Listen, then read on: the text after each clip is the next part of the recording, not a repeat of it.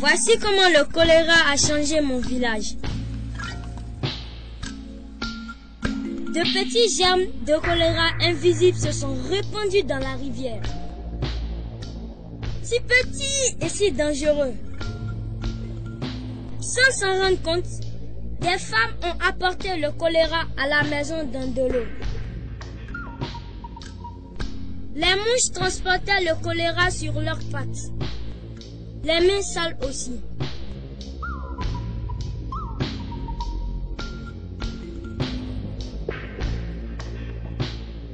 Nous avalions les germes du choléra dans notre eau, dans notre alimentation et sur nos doigts.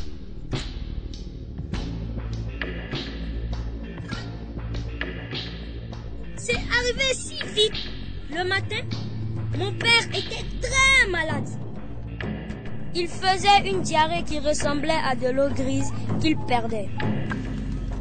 J'avais tellement peur, je suis allé chercher de l'aide.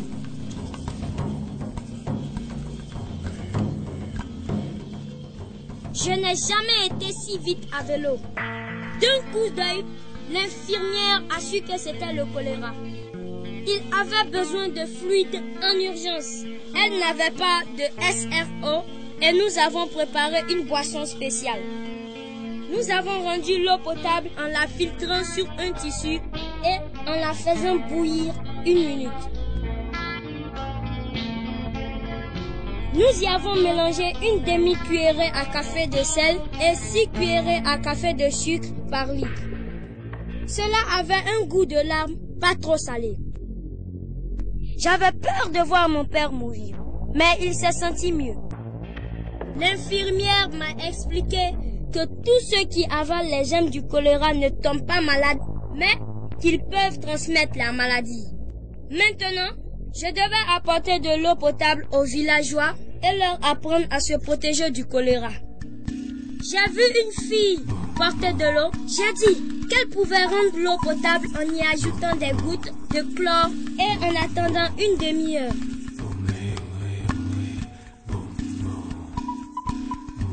Un homme allait manger avec les mains sales. Je lui ai dit de toujours se laver les mains au savon et à l'eau propre après avoir été aux toilettes. Ce n'est qu'avec les mains propres qu'on peut manger en sécurité. J'ai vu des villageois propager le choléra dans notre rivière. Je leur ai dit que nous devions creuser des latrines loin de la rivière à au moins 30 mètres. C'était important pour garder notre village propre. J'ai vu une mère préparer des aliments. Je lui ai dit de se laver les mains d'abord au savon et à l'eau propre, puis de laver et éplucher les aliments, les cuire, les manger chauds et les protéger des mouches.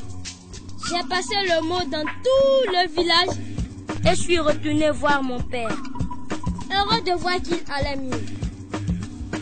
Notre village a retrouvé sa santé.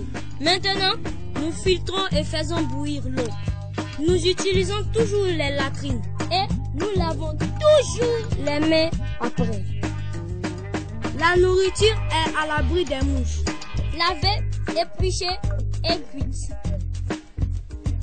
Nous lavons toujours les mains avant de cuisiner et de manger.